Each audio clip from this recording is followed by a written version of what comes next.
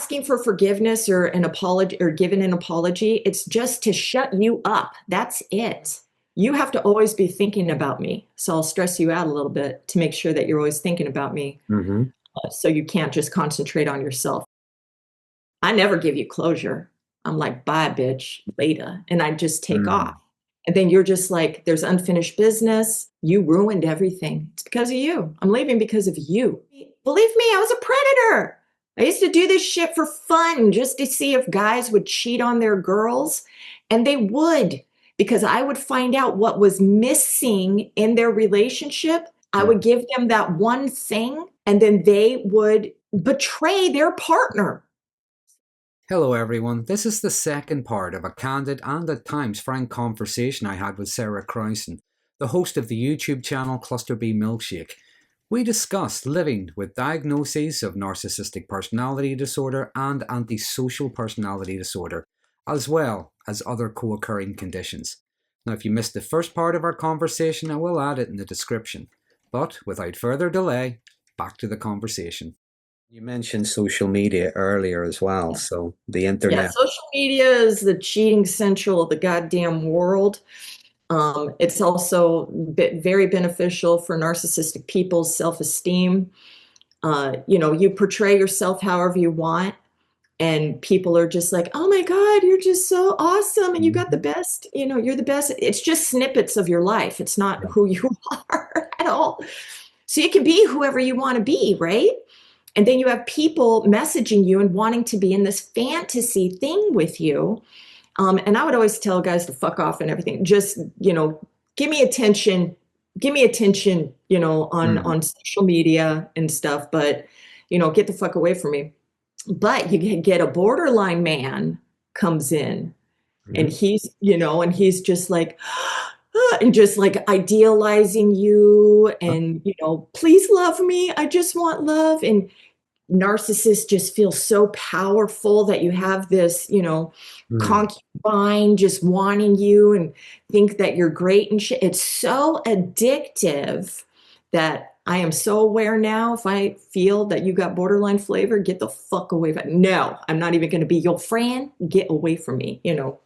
Men, no, go away, But so, and that anybody who's ever been in a trauma bond before, it was vicious. It was just, there was so many sad moments and punishments and on social media, I'm getting smeared by this dude, and it's just so crazy, and he's threatening me and blackmailing me, and I'm just like, really? There was just so much drama. And the thing is cluster Bs who grew up in chaos, peace is what is chaotic. So I thrive in chaos. So I was just like, well, this is my normal. So like for another person who like has a man that's stalking your friends and threatening you and all this shit and threatening suicide and everything, I'm just like, yeah, you love me. You love me. Where a normie would be like, oh my God, I'm in danger. I'm in danger. And I'm like, danger. Yeah, type shit. It's giving you a rush, if you will. Yeah. So that's very addictive too. And then you go through a regular trauma bond breakup. You're all fucked in the head and everything. And regular life looks so boring. And you just, you miss all the different feelings.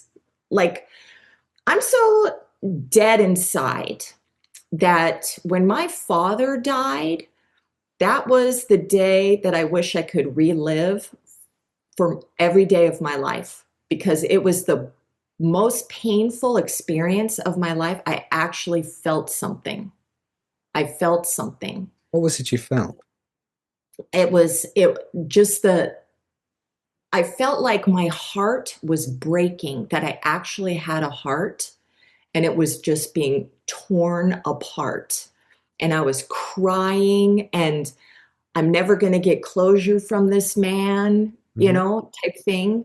I mean, we talked, I was there with a week while he's on his deathbed and shit. We're talking and stuff, not getting too emotionally, whatever, but just me being there, and he was happy I was there. When he's a dismissive avoidant, and he would always push us away and stuff, and he's like, "Oh, you don't have to be here." I go, "I'm here for a week, okay? So deal with it." And he's like, "Oh, good."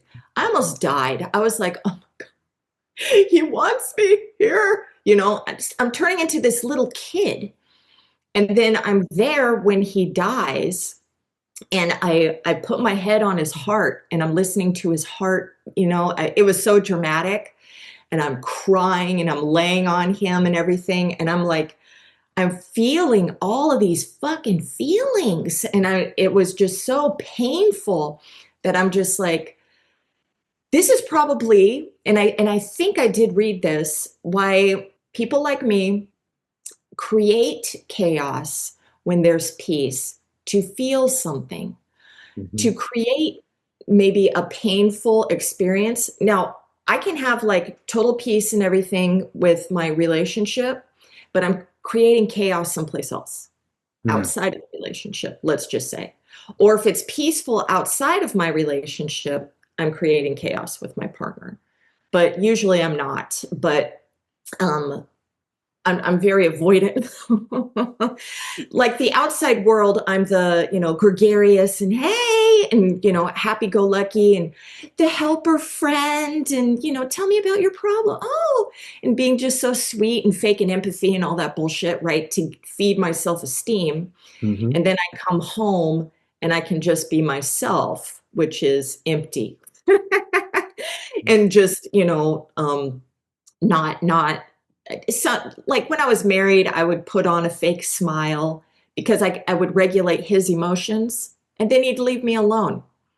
So I had to fake a certain emotion. He's regulated, and I can go on with my day and do whatever, and that's exhausting. You feel like you're being emotionally sucked.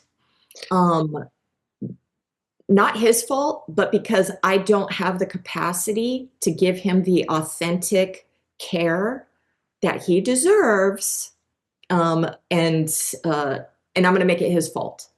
You're I needy, wonder, needy fuck.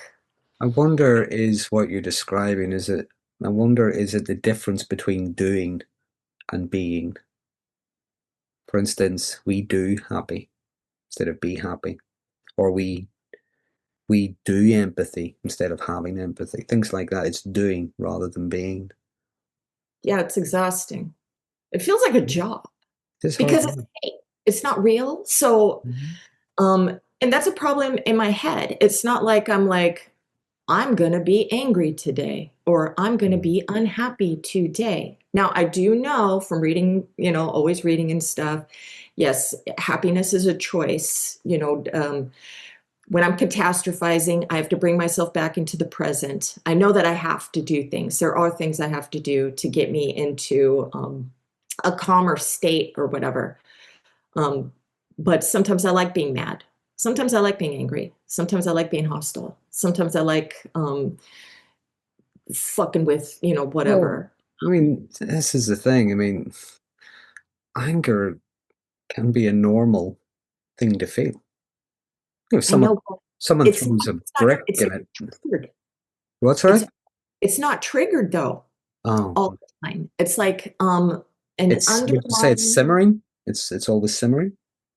yes, or and not all the time. It's either I feel dead inside or I feel a negative emotion.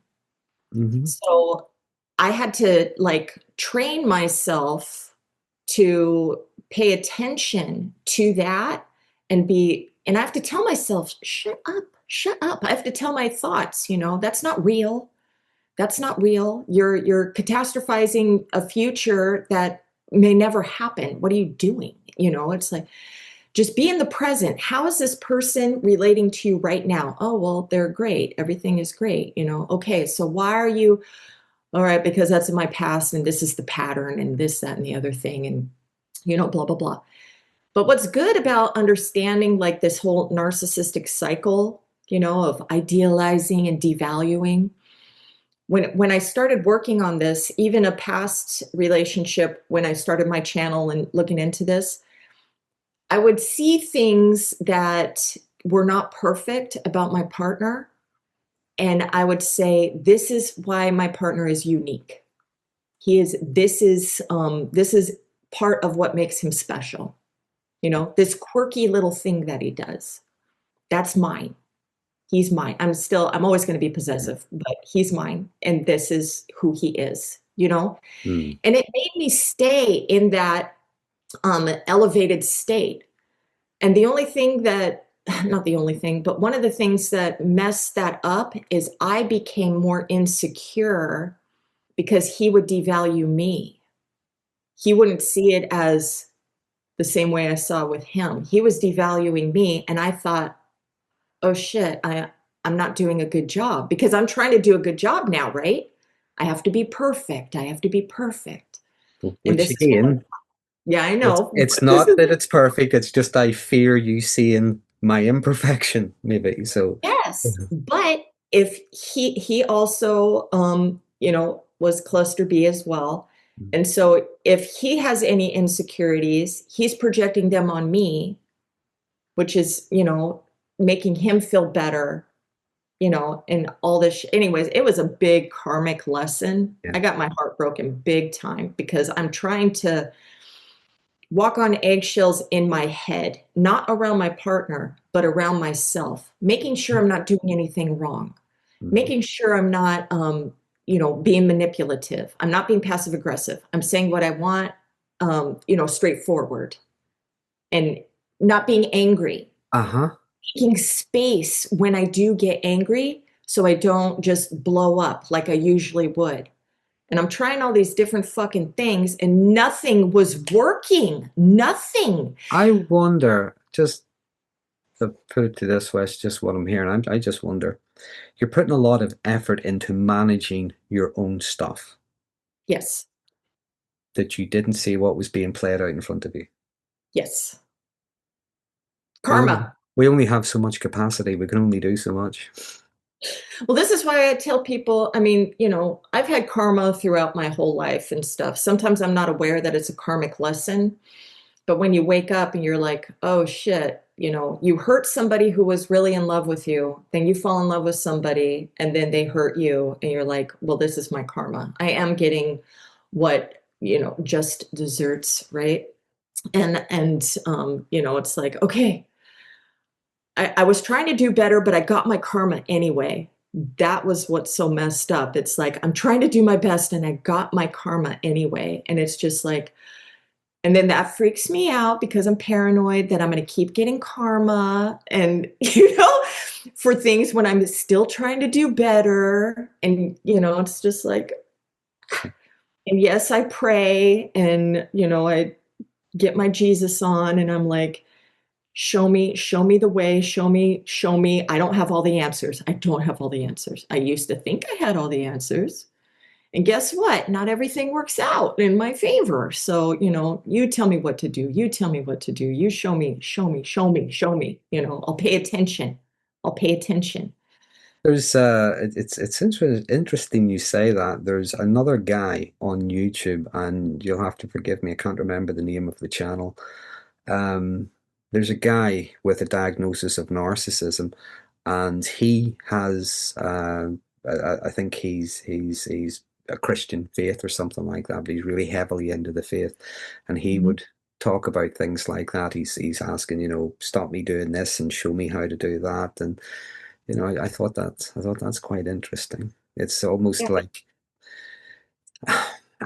this might be the wrong way of putting it, maybe, or maybe I'm going to articulate it wrong. It's almost like you see people that go to those anonymous groups like AA or something like that. It's handing over all of your crap to a higher power to help Yes. guide you. Same kind of thing.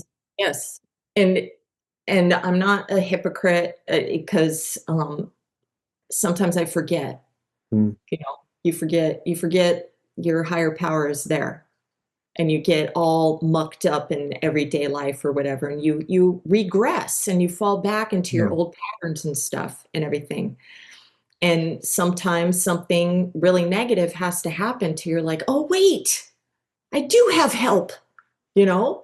And then you have to reach out and ask and, repent for all of the garbage that you've done, and ask for forgiveness. I think that's more important than asking forgiveness to a partner. I, because I don't know how to say this, but when I've never in my life asked forgiveness from a partner, until recently. It's because it's bullshit. I know that I'm not gonna, keep doing. I'm gonna keep doing the thing. Asking for forgiveness or an apology or giving an apology. It's just to shut you up. That's it. Right. Yes, it was never for. I really want to change. I care. I don't want to hurt you. And I'm really taking responsibility. And I understand why I actually did it, which had nothing to do with you, or this was a trigger that I was whatever. Or maybe it is something and we can both work on it together. And that's what you want to grow in a relationship like that. And in the past, even thinking I could get to that point with a partner would make me vomit because it's like it's too vulnerable. I feel like you're going to hurt me if I'm too vulnerable with you. You're gonna break my heart, and I have to protect all of that. I don't want to feel the way I felt when being beat up as a kid, and now I'm going to get emotionally beat up by you. Mhm. There might be some projection too because I data mine people as a protection. I'm going to figure out every little thing about you, and I'm going to use it against you if I ever feel vulnerable, Mhm. which you don't deserve, of course, vulnerable, to tear you down if I need to. If I'm feeling anxious, just remember it's all about me. It's got nothing to do with you. It's got to do with all this swarm of shit inside of me, That's and I'm going to project it on you. Now, I may be attracted to toxic people, and we're going to do this to each other. You know, I get to beat up myself through you, and you're going to beat up me. I mean, yourself through me. well, that's And interesting you say that. 'Cause I've said this on one or two videos. I think I've said it on live streams as well, that how people behave around you and how people treat you isn't necessarily a reflection on you. right. It's them. It's what's going Yes. on with them. Yes. But it's very hard. If you're on the wrong end of it, it's very hard not to be affected by it and not to take it personally, especially if you were to say someone has data mined and they're using something particular, something Right. to be private, you know. Yeah. Well, this is why sometimes I would tell new people something vulnerable. Not vulnerable. It would probably be vulnerable to a normie. I'm dead inside, so I don't give a shit. So I would say something, and I would see if they would use it against me. And because I don't care, I would just be like, "You're a piece of shit." Which goes back to earlier on. You test people. Yes. Mm. Yes, I'm always testing. It's like, are you going to use this against me? And you know why? Because I'm going to use it against you. Anytime that I'm like anxious or freaking out, it's because I've done these things in the past. I know how to mess with you. I know how to get what I want through, dark means. I know how to do these things. So I'm always thinking that you're going to be doing these things to me, even if I'm not doing anything. Like, if I'm paranoid that you're going to cheat on me, it doesn't mean that I'm actually cheating on you. Hmm. It could. It doesn't, but it's not 100% accurate. It could be because I cheated on that guy back there, in my past type thing. So I know what it looks like. I know what it feels like. I know the shift. I know how come you're dressing different? How come you like new music? You've Mm. never used that term before. How come you're staying late at work? Why are you going to work early? Why are you going to the gym now? What's going on? What are you doing? What are you doing? It's because I've done this shit. Yeah. So it's like, I know what you're doing, bro. You know, I and wonder. it's making me paranoid.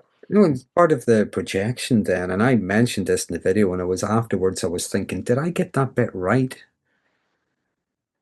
When we're projecting onto someone, we're going to project those parts of us that we're not comfortable with. We're going to dump them on the other people.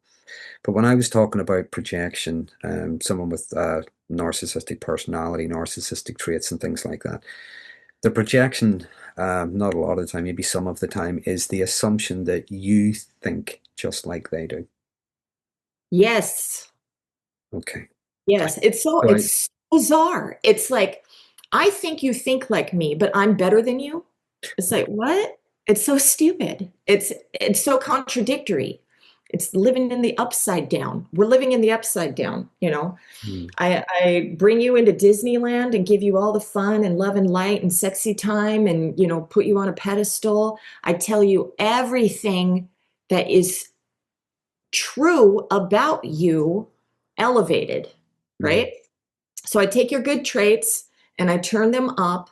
And what I'm doing is, even though I think that these things are cool about you and stuff like that, and sometimes I'm going to turn it up and I'm the only one with the key to your self esteem. So I'm building you up, building you up, building you up, building you up, building you up. Now you're walking around thinking, oh my God, I'm so great. Now it's really good that your self esteem is built up and your partner should build up. You should both, you know, be yeah. thinking, this is my woman, this is my, you know, yay. But, you know, building you up so high that if I take that away, if I take away that key, you know, you're not going to have access to your self esteem anymore. Without me, you feel bad about yourself without me because you don't have other women out there, you know, just cheerleading for you, saying how fucking great your body is, and just you know, and just doing all of, you know, you walk on water. Okay, you're Jesus to me. You're Jesus to me. I leave you, and now you know you don't have 1,000, you know, chicks all just like worshiping the ground you walk on Uh-huh. and stuff. You know, even if you did, you are going to be triggered by the abandonment of me if your dad left you, if your mom emotionally left you, if whatever. You're like, I have to, there's no closure. I never give you closure. I'm like, bye, bitch, later. And I just take off. Mm. And then you're just like, there's unfinished business. You know, you feel a lot of shame about yourself. I give you the gift of guilt. You ruined everything. It's because of you. I'm leaving because of you.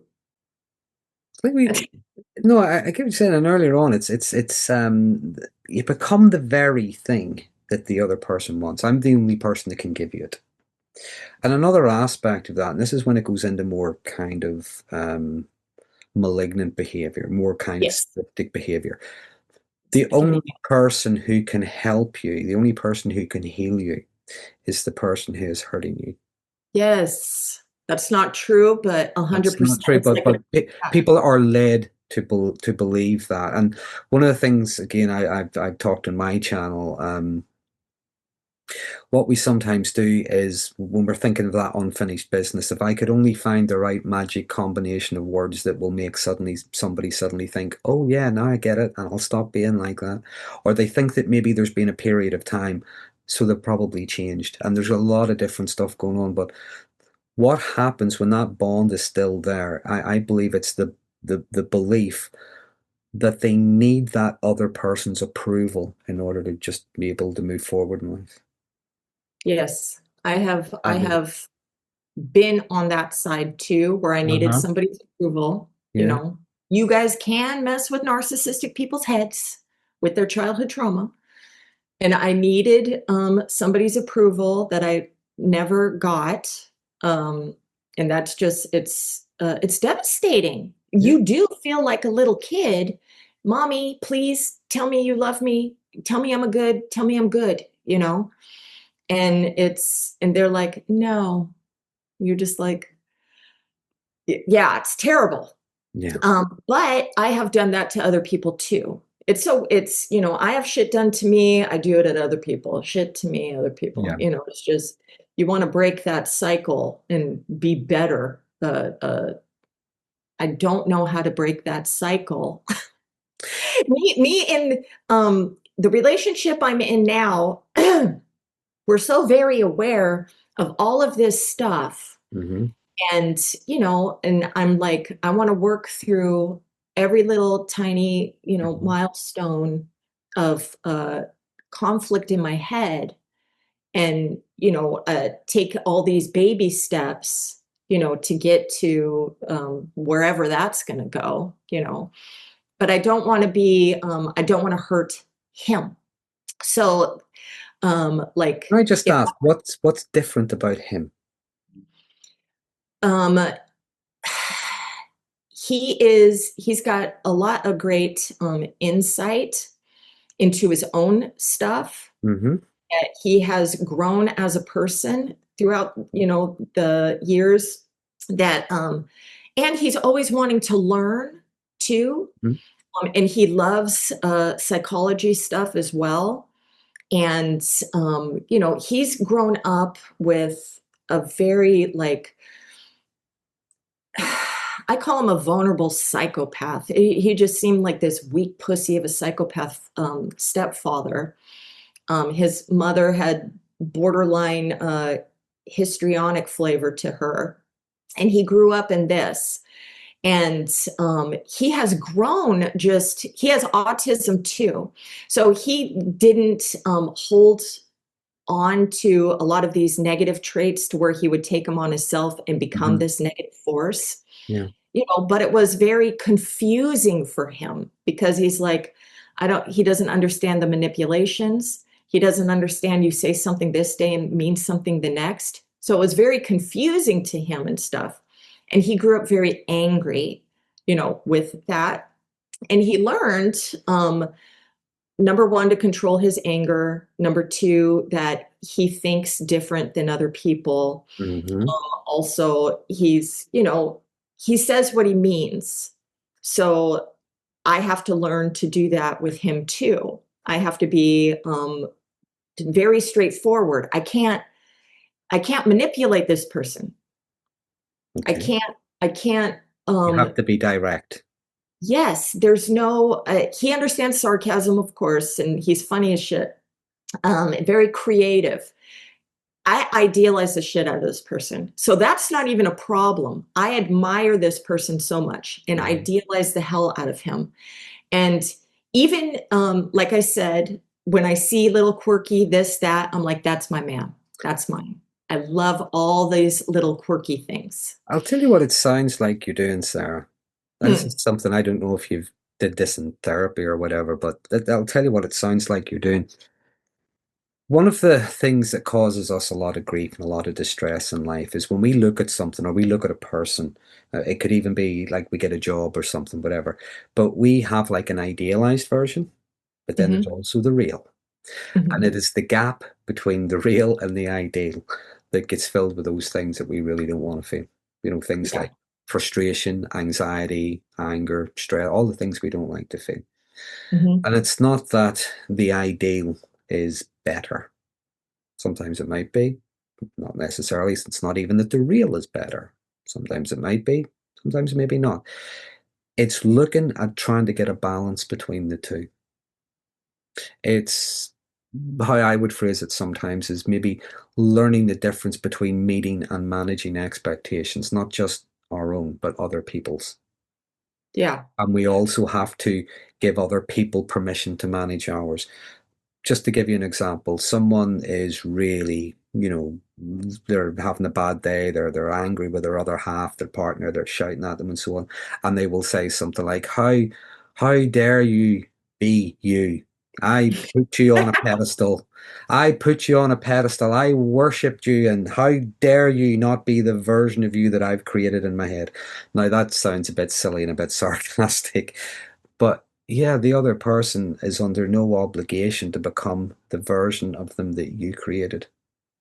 And we have to give them permission for that as much as they have to give us permission. So, what you're describing with your partner is maybe recognizing that difference between the real person and the idealized version, and recognizing that maybe somewhere in the middle, that's where they meet. Yeah. Well, I'm more worried that he's idealizing me and doesn't see the Okay. real.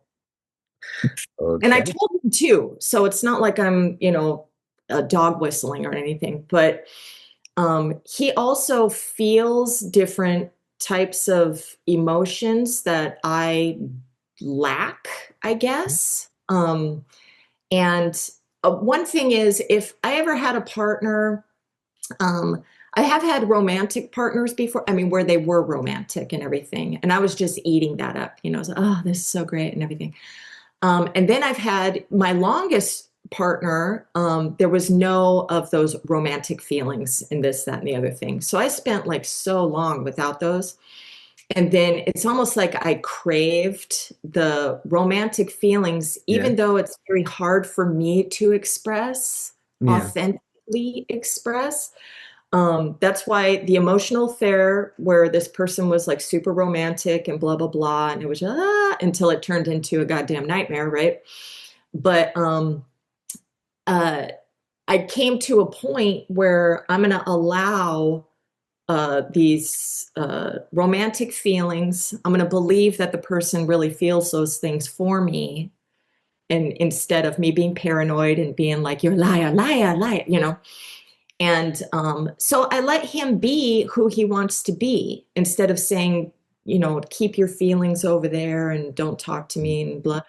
And I just let him, he just expresses what, ever he wants and what he's feeling. And I feel very safe. So that's a thing too, until my brain starts catastrophizing and I get paranoid. But in reality, the normal, it's like, I feel very safe with this person because getting it, I swear to God, I feel like I was so hard and cold and callous in the past, and learning about all this stuff has softened me up a bit, where I feel like borderline like needy a little bit, where it's just like, oh, I want to be loved, and I'm just like, what is this feeling? What is this? Because I never was like accepting of that. I'm always looking for a reason to shut you out, let's just say. This is why the testing and the this, that, and the other thing. Let me find out that you really are a piece of shit so I can just use you for what I need. And not, I'm not going any further with And I that. As long wonder, as you're saying that, let me find out what it is you really like and what it is you really want from me and things like that. Mhm. Because then if I treat you the way I'm going to treat you, I won't necessarily feel bad about it. There's a thing with performing too for me. I mean, I do have a false self. I really don't know what is authentic because I always feel like I'm performing all the time. Hmm. So, another thing is in my relationships when I'm performing, because I want to get a good image, of me to you. You're feeding me, I'm feeding you. You're feeding me. And when I start getting exhausted of performing, and maybe I'm not giving you as much attention as before, or I'm now focusing on myself more because I already have you. Okay, I don't have to chase you anymore. Everything's fine. You're locked down. Okay, I'm gonna pay attention to myself and whatever. And it's not to hurt you or anything. It's just you're there. Okay, I got you. You're there. When I should be always conscious of your feelings and make sure that that, I care about you, doing acts of service or whatever your love language is, words of affirmation, make sure I tell you how special you are to me every day and stuff like that. Relationships are hard work. They are not easy. So when you meet somebody and you think, oh, soulmate, karmic, whatever, no, no, it's hard work. It's hard Mhm. work to grow with a person. So It is. have your little soulmate shit in the first couple months, but just know that you're going to have to work on that relationship. You know, it's not going to be easy. And I think that people like me who live in a fantasy is like, it has to be perfect and soulmatey. Otherwise, you're not my soulmate. Who are you? Why have you changed? So I'm not looking at me changing. I'm looking at now you're emotionally dysregulated, or you're being a shit, or you're being selfish. Say, you're working, you have your extracurricular activity, you have game night with the boys, or you're doing whatever. You meet me, and now, I think, oh, that's so great. Oh, that's wonderful. Oh, you're doing all these activities and shit. And then I'll just be like, I'll be pissed off that you're not giving me enough attention. Okay. And that's going to dysregulate me. So I have to dysregulate you. And I have to make sure that you're going to feel anxious. So even if you're out playing with the boys like you usually do and doing whatever it is that you're doing, you have to always be thinking about me. So I'll stress you out a little bit to make sure that you're always thinking about me. So you can't just concentrate on yourself. It's fucked up, and I am definitely very aware of it and not doing it, making very sure that I'm not. Let me tell you what, I hear the thought that says, oh, do this, you'll feel better. Make him feel this way, you'll feel better. Test him in this way, you'll feel better. I don't think this guy knows how much I'm protecting him from myself. But, I'm just like, no, I'm not doing that. I'm not doing that. Because his constant behavior is very calming for my personality. It's very, and in any relationship that I've been in that lasted a long time, their consistent behavior has been calming for me. And we check in with each other. We talk about what we're doing during the day and stuff. And I'm not like, I don't have to be on the phone with you 24/7 or whatever, but I love the check-ins. I love the It's talking about the end of your day. reassurance. Yes, I love it, and then but the only thing that sucks is, what is that? Maybe this only happens in the beginning of relationships, but lack of object constancy, where you reset like every day. Yeah. And you need that reassurance every single day. Every single day. The reassurance doesn't last. Right. Yes. And I use, when I'm with somebody or living with somebody or whatever, and then I don't need that, but sometimes they do. And so that's when I reassure them and I know that it's annoying. It annoyed the shit out of me. So I'm scared that I'm going to look all needy and clingy and needing reassurance and stuff. It's fucking gross. So I'm like grossing out on myself, and I'm just trying to not hurt my partner. I'm paying attention when I want to be manipulative, knowing that I can't be manipulative because he won't get the manipulation anyway. I have to be an adult. I have to, talk to him straightforward, exactly what I mean, type thing. And yeah, and he always wants to communicate too. So he's not somebody who's going to give me the silent treatment. And if I gave him the silent treatment, he'd be like, no, this is not happening. We are talking right now. And you have to be like, okay, because I know that I don't want to ruin it. So sometimes I just need to be slapped in the face and be like, hey, we're not doing this. If you need a minute, that's fine, but we're not doing this. And I love you, reassurance, right? I love you, but we're going to talk about this. You're everything to me. And of course I need those words of affirmation. You're everything to me. Okay. It's interesting, something you said a moment ago. There is, on some level, yes, we all need a level of reassurance. But you mentioned about the partner, they want to go out, have a beer with the lads, do whatever it is they do. The early days, that's not necessarily so bad. But as time goes on, you're thinking, well, you need to be thinking about me, even if you're doing that. So there's that constant need for attention and things like that. But then there's the other part that the more attention you're giving me, I need a bit of space here. Could you back off? Yes. So Yep. again, it's that push me, pull me that's going on. Yes. And that's why when the partners that I'm with, that do the check-ins throughout the day. Just, oh, what are you doing? Oh, how was this or whatever. And then you check in at night. Oh, okay, blah. Then I'm totally fine. I'm totally fine. It's not, I have other things to do. I Yeah. have, social media, my supply source too, and everything is fine. It's, and I do that back for them too. Mm-hmm. So I'm not playing any games with them or anything like that. I know that there are people out there who do that. They really want you unstable, anxious all the time because they're so insecure that they need to have all this control over you. And there's no real L word going on there. There's no love. There's no care.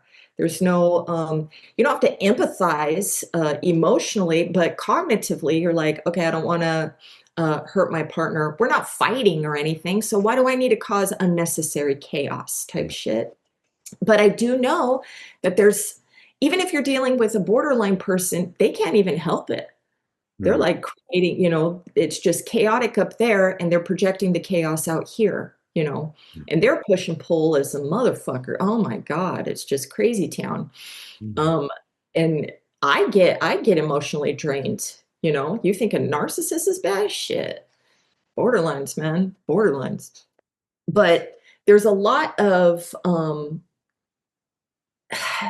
so many nooks and crannies to this disorder, Yeah. that I'm not aware of. Every time I'm doing it, it's like, what is my motive, my intent? Oh, remember when we were talking about intent?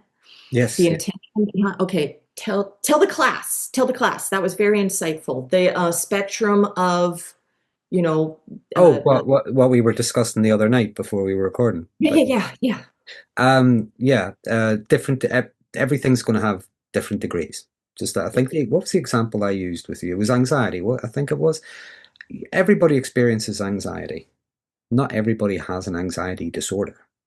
Okay, Hmm. so we're all going to have different little traits of different little things, whether that's OCD, narcissism, it doesn't matter. We all have different little traits of things that can become heightened in different situations, but they tend to come down again.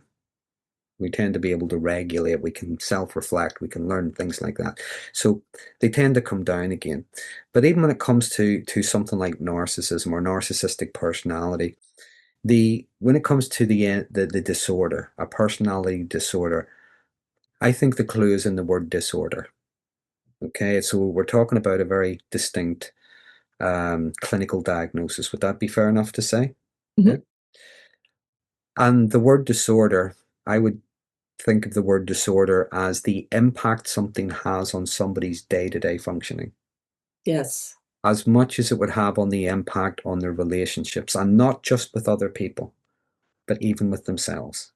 yes, There's many different kinds of disorders, but that's how I would think of a disorder, the impact it has on relationships and even just daily functioning. yes, But even if it's a disorder or not, because people can have different traits, it can be heightened traits, deeply ingrained traits, they can be pathological, there's a lot of different stuff going on. But you can have, and this is only going to mean anything to the UK audience, I don't think the American audience will get this. You could have someone like maybe Alan Partridge, who is deluded and he thinks he's special, talented, he thinks he's superior. He's always playing this constant one-upmanship, and albeit he's a comedy character, it's played for laughs, but he plays it very well. I think Steve Coogan really nailed that kind of person. So you're talking maybe low-level narcissism, hmm, but he can be very vindictive, very bitter and very twisted. And when he sets out to maybe hurt someone, there is intent, albeit it's done with comedy effect, it's a sitcom and so on.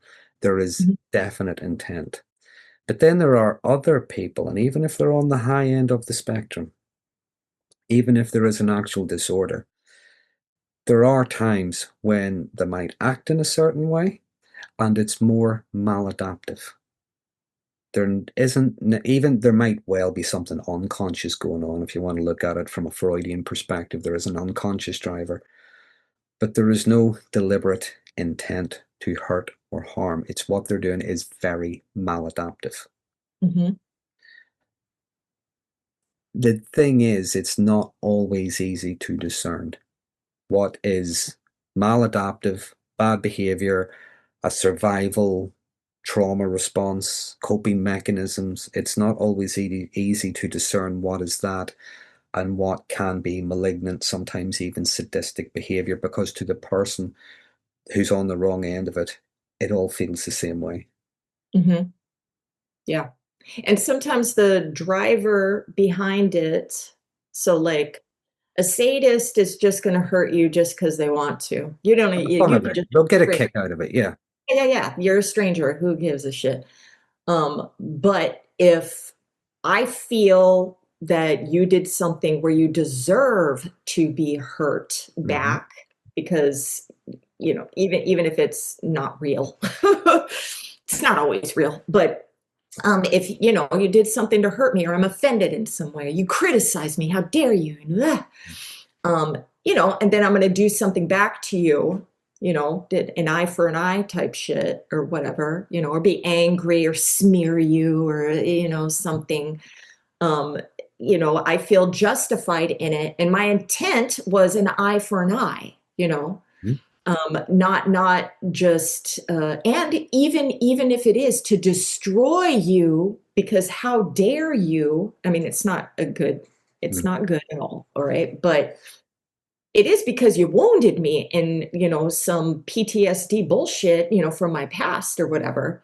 And so I am doing that. Now, there's me being upset. So that's the automatic PTSD response, right? I'm angry, I'm upset, I feel shame, or I feel, insecure, or I hate you right now, or I'm splitting. The intent um, can be bad. Mhm. So I'm going to hurt you in a specific way, and I'm going to be calculating how I'm going to do it and this. Mhm.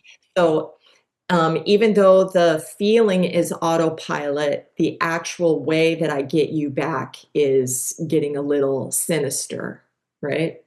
Yeah. Now there's The also reaction, if you will, the reaction is disproportionate to right. what perhaps the actual wound is. But because if you're emotionally dysregulated, even a little sarcastic quip or something silly where you could normally get a bit of banter, if it's just the wrong thing or at the wrong moment, that becomes really intensified. It can be. Yes, yes. The reaction is disproportionate to what actually happened, but how you feel about it at that moment is what's driving everything. Yes. But I really believe that that's not just narcissism, of course. It's there's darker shit going on. There's, the dark triad happening here. There's, like Or you said, tetrad, yeah.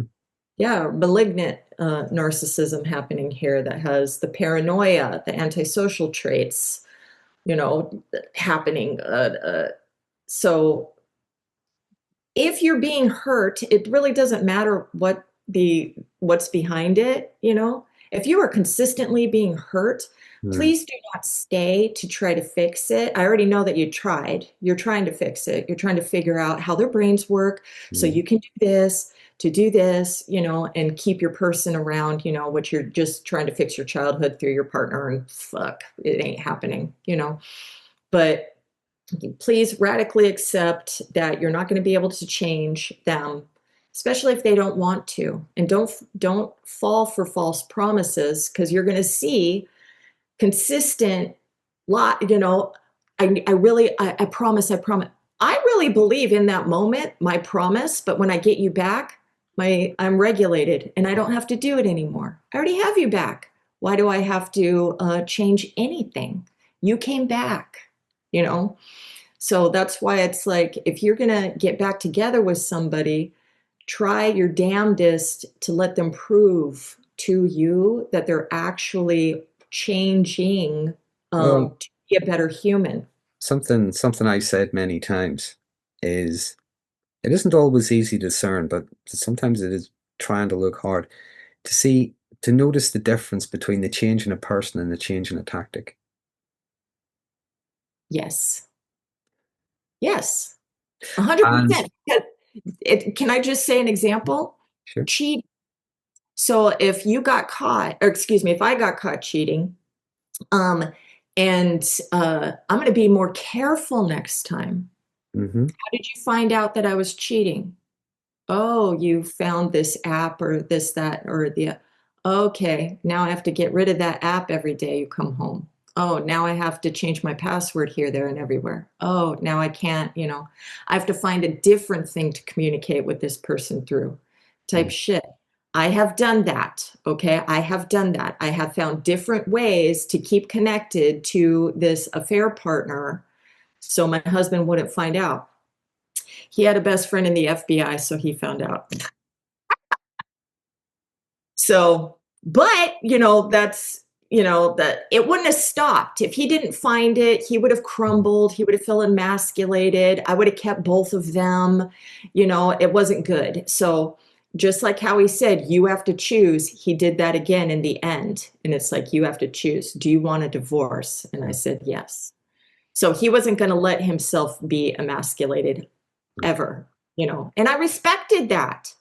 I respected him for being like, I'm out of here, you know?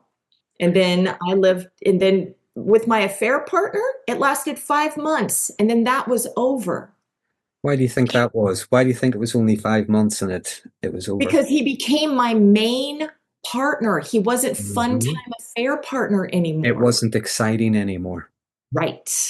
It And that's became why, reality. and Yes. that's the reality of most affairs. Most affairs generally end badly Yes. because there's excitement, but then they get caught. The partner feels betrayed and this, that, and the other, or maybe they leave the partner to move in with you. A couple of months later, they realize, no, this was only working because there was something clandestine going on. We were sneaking around. We were getting a high from the excitement, but the excitement's not there anymore. And Yeah. that's, again, the real versus the ideal. The real thing is not what they imagined, and it starts to collapse. And I've read marriage books. I've also talked to many people who are having an affairs and stuff. They call me because their affair partner is disordered, Mhm. you know, or whatever. There is one thing, usually your partner has 4 out of 5 things you need in a marriage.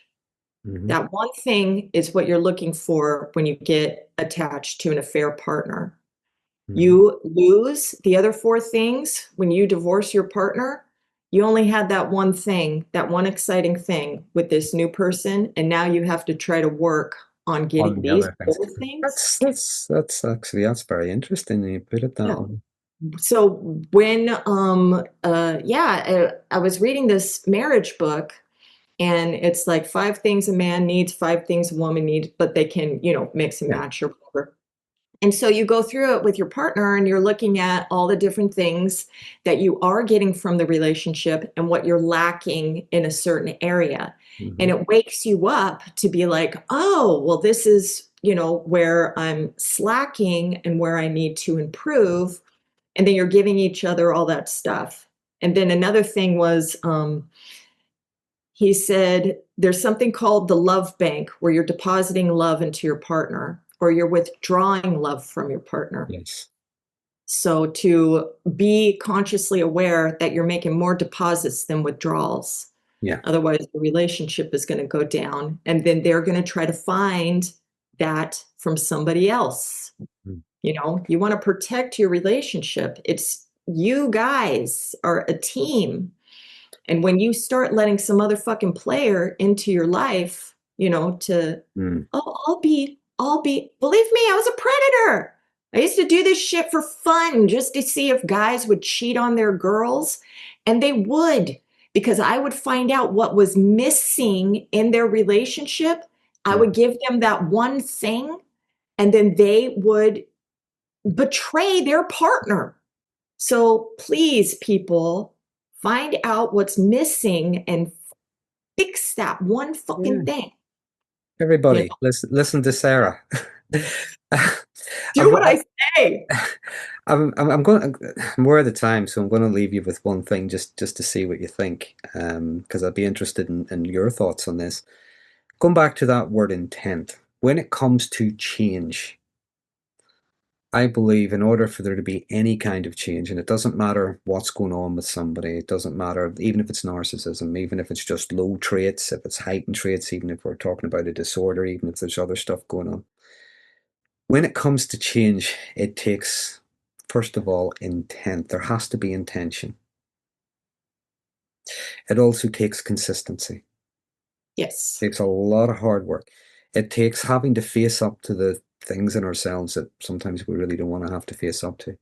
Yes. Um, and there's a lot of debate out there. People are saying, and people lean a lot towards that. No, no, there is no change. It's a disorder. There's no. I wouldn't have enough experience to be able to give a definitive yes or no, but I always say it's intent. Now, what can happen with narcissism is someone can be faced with a difficulty, a crisis. Partners caught them cheating, maybe, or maybe they've been caught in work doing something or whatever, something inappropriate. So there's an immediate crisis, and they might want to change. There might be a promise to change. They might even go to therapy. They might do whatever. When the immediate threat starts to maybe de-escalate or starts to come down, that's when they start to revert back to what they'd been doing previously because the immediate threat isn't there anymore. Mm-hmm. Just like you said, making a promise, but as soon as you get the person back, Mm-hmm. yeah, but I only said that to get you back. um, Mm-hmm. when there's no immediate threat anymore, the intention to change sometimes slips. It Yeah. goes. So, what are your thoughts on that intention and that consistency and that having to face the parts of ourselves that we really don't want to face? I really believe that the narcissistic person has to have like a massive collapse in their Okay. whole, life type thing. Sometimes it's you having to leave your partner, not making it easy for them to get back with you type thing, to where they're going to have to dig deep into all of these, with guidance with Yeah. somebody, digging deep into all of these scary areas within themselves that maybe they're not even aware of. Even why are you cheating? Yeah. Why? And just because you're cheating doesn't make you a narcissist, but a narcissist cheating is, attention and boost, make me feel More so supply. Yeah. myself, type thing, and oh, I have all these people that love me around me. And, it's really self-serving. You're an affair partner, you ain't special. You're not special. You're just another, You're commodity. available. Yes. So don't fight over a narcissist, number one. Intent, yes. It is really difficult, and just like you said, in one of our conversations about, can narcissists, just miraculously get healed? But, they can get better in some areas, Yeah. they can regress in some areas, Yeah. like, and that's how it is, like, for me. In some places, I can't regress anymore. It's so weird. It's like, I know that I can manipulate you or this, that, and the other thing, but I don't want to. It's like, I don't want to anymore. I don't even have that need to whatever, or a need to act out revenge Mhm. anymore. I'm just like, I just let it go. I got to live my life. I got to just, do my thing or whatever. So there are some things that it's like, I don't want to do it. And it's my choice. It's my intention. I don't want to do it anymore. I don't feel like I have to. In other things, like I said, I feel like my brain is saying, do this, be scared about this, do that. Mhm. And as long as I'm aware of the voice, not an Uh-huh. actual voice, Uh-huh. but the thought separate from me, there's space between the thought and myself, and to be like, hold on, that's that may not be real. Let's not, Something I say, I mean, some people, if you think, some people refer to an inner critic. And a yes, lot of times, the inner critic, I will say to people, when you hear the inner critic, just pay attention to little things such as whose voice do you hear, whose face do you see, things like what age do you feel, little things like that to get an idea of where, introject. yeah, the introject. Um, I don't know if we ever truly get rid of our inner critic, in the sense that it can be healthy to have a normal level of self-doubt. It stops us Mhm. doing stupid things, for a start. Mhm. But we can hear that inner critic, that the judgmental critic, if you will. We choose whether or not to listen to them. That's the Yes. difference. I have to make sure that, well, like for me, there's always something always has to benefit me, you know? Mhm.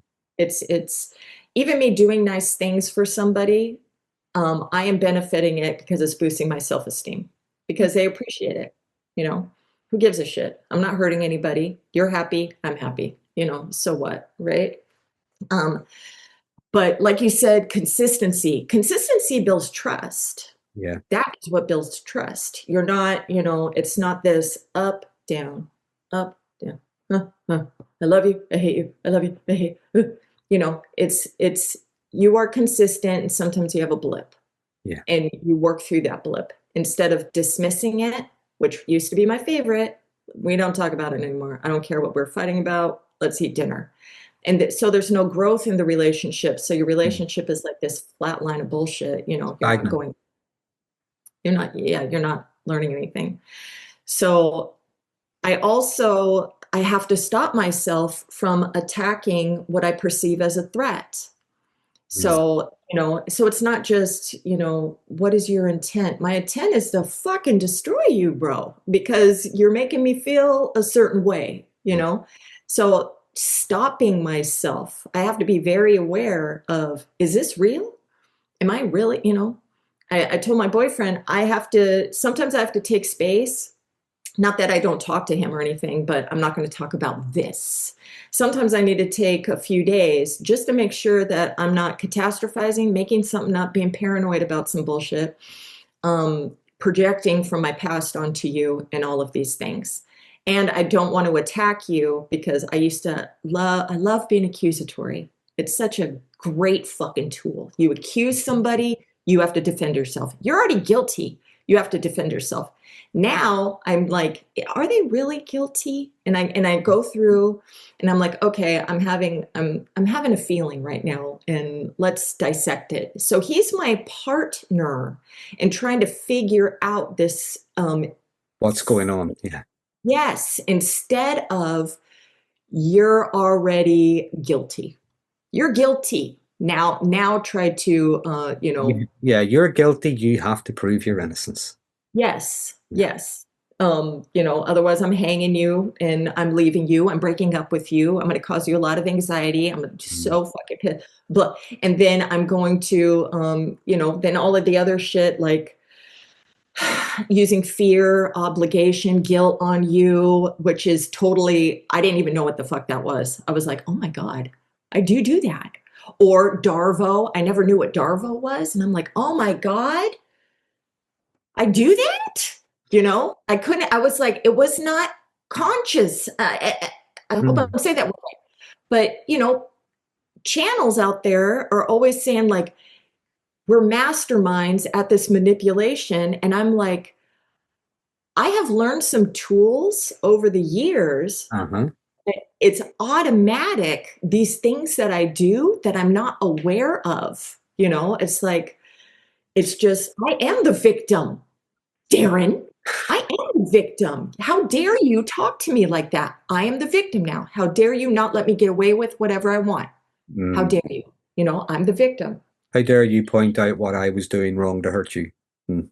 Yes. This, this is the thing. I'm a big believer in awareness, in the sense that it gives you a choice. Now, some things are automatic, some things do kick in, and some things do need a lot of work. But again, this is the intent and the consistency and so on. Because the next time we're in a situation and we're about to react the way we normally do, now, depending on what it is, of course, I'm not talking about hurting people, but whatever it is might be the best course of action, such as you mentioned earlier, fleeing. Just get out of the situation. You know, you choose your battles. This is not my battle, and even if it is, it's not a battle I'm going to win. It's probably best just to, avoid this.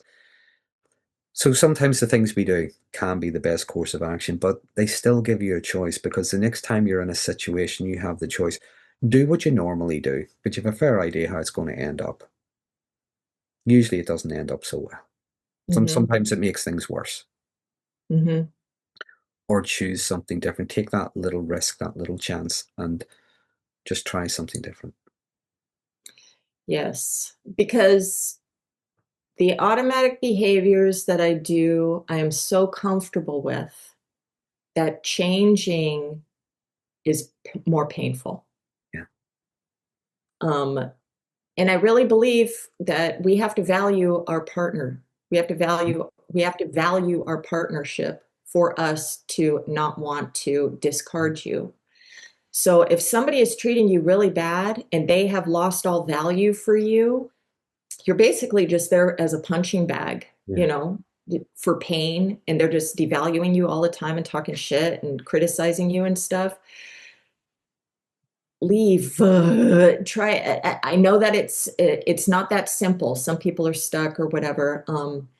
And a little toxic flavor. Treat them like shit. Mirror back their bad behavior. You know, because I wouldn't respect you if you just let me continuously talk shit to you and grind you down every day. I don't respect you. What makes you think that I'm ever going to find love for you again? The respect is gone. Now, if you stood up for yourself, not beat me up or anything like that, but you were just like, I'm not going to let you talk to me like this. You know, if you're going to be verbally vile and a fucking C word, get out of my face. I don't want to talk to you right now. If you want to talk later, fine, but I'm not talking to you right now. And you leave. So you have to assert yourself. You can, if you guys talk shit to each other, you can do that too. And on that note, Sarah, it's just like I know we were just to let people at home know we were supposed to record this the other night, but Sarah and I got talking. We must have talked for about an hour and a half, 2 hours, something like that, was it? Yeah, two Yeah. hours. And we were just talking and we didn't even hit record. It was just so I would say it has been a joy talking with you, and I don't know what you think, but it is maybe something I'd like to do again sometime. What do you think? Course. Yes. And thank you. Thank you for reaching out. No problem. Everybody watching, listening, you can find Sarah's channel. It's Cluster B Milkshake. You will find her on YouTube. She has a lot of content. Talking about a lot of stuff you would find on a lot of narcissistic kind of channels, but you're hearing it. I don't know if this is the right term, sorry. You're hearing it from an insider. Okay. Yes. Yes. And I do a lot of research. And I read books and I tell you about what I've read and all the insight that I gain from it. Hmm. And I also tell you when, to work together with the relationship or when you can't no more. I also help, narcissistic people as well. Hmm. So we don't hurt our people. Like I said, if we value you, you better hold some value, yo. Okay? Okay. Okay. Thank All you. right. I hope you found our conversation to be interesting. If you did, please consider subscribing. And also, please check out Sarah's channel, Cluster B Milkshake, on YouTube. And until next time, thanks for joining us.